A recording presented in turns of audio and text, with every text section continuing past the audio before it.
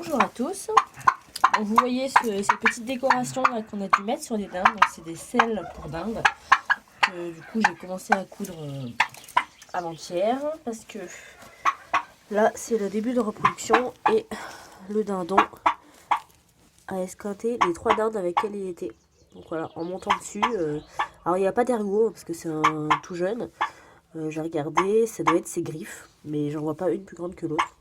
Donc là, tous les jours, je mets un désinfectant, je mets de la biseptine. Alors là, j'ai pas trop soulevé parce que ça a déjà quand même pas mal séché, mais en fait, l'ouverture, elle est quand même assez loin. Après, elles n'ont pas l'air d'en pâtir plus que ça, là, les dindes. Donc, le but de la selle, c'est de recouvrir, voilà, quand le dindon va monter dessus pour que, quand il va lacérer, ça touche le tissu. Donc, c'est un test. Là, pour l'instant, le dindon est isolé depuis 3 jours. Et on va le relâcher aujourd'hui avec les dindes. Hier, elle était bien en place. Je vous montrerai sur une autre en fait comment j'ai fait ça. J'ai essayé trois formes différentes. Il y en a une que je pense que ça va pas aller, donc on va faire comme ça. Alors sur une autre, donc celle-là c'est un modèle, on va dire un peu carré quoi. Avec du tissu d'ameublement qui soit assez épais et du coup un tissu qui n'est pas des fibres qui puissent s'accrocher dans les griffes du dindon.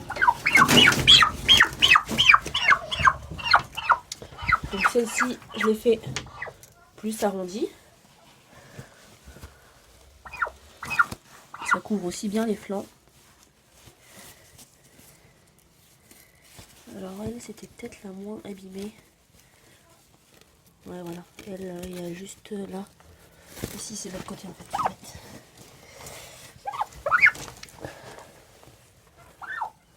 Là. On avait déjà eu une blessure sur un dindon blanc comme ça, mais ça n'avait rien à voir avec la reproduction. Voilà. Il s'était blessé, une grosse plaie sur les blancs devant. Et au début, je me suis dit, il va pas s'en sortir. Et au final, si, ça a été.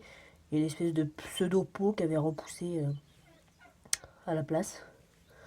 Voilà. Donc là, tant qu'on désinfecte et qu'il n'y a pas les mouches qui viennent pondre dedans, ça va aller quoi. Bon, le problème c'est que la repro commence tout juste. Et voilà, si le dindon les abîme, ça va pas aller. Et donc la dernière, parce qu'il avait 3 dindes avec lui.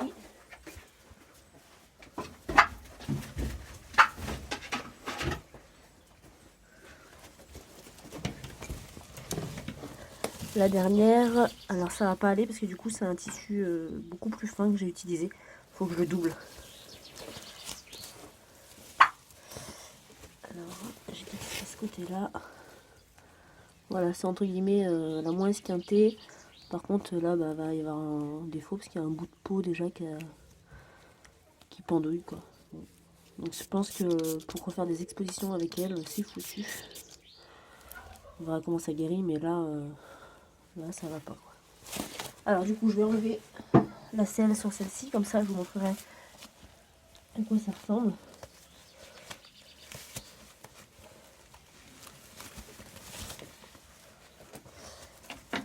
Voilà, donc ça fait un peu comme un petit tablier. Il y a 2 élastiques. Alors au début j'avais fait trop lâche et du coup ça glissait un peu. Donc il n'y a pas besoin de beaucoup d'espace. Il faut vérifier bien sûr que ça ne serre pas au niveau de l'aile.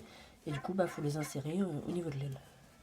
Voilà, donc celui-ci je vais le doubler en plus épais quoi. Et je le remettrai et on va relâcher le dindon avec elle. On surveillera aujourd'hui comment ça se passe. Donc ça y est, on a relâché le dindon avec elle.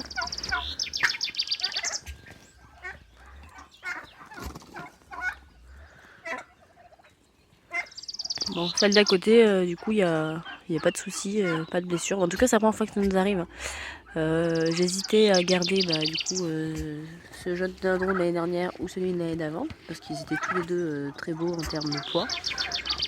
Et du coup, on s'est séparés de l'autre et dès le lendemain, il a blessé les dindes, quoi.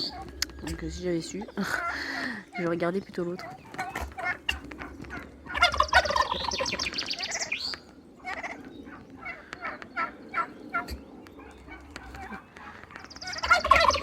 sont rigolotes, je trouve, avec leur couleur du coup sur le dos.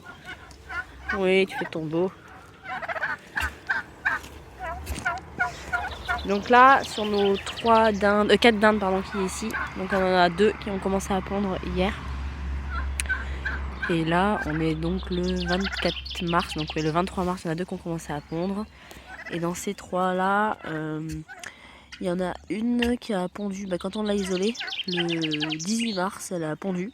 Et depuis, plus rien. Donc je sais pas si c'est que les corneilles ont chopé les œufs ou pas.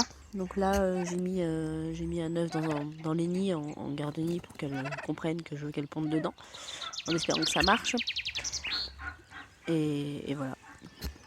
On pourra peut-être bientôt commencer une couveuse de dinde.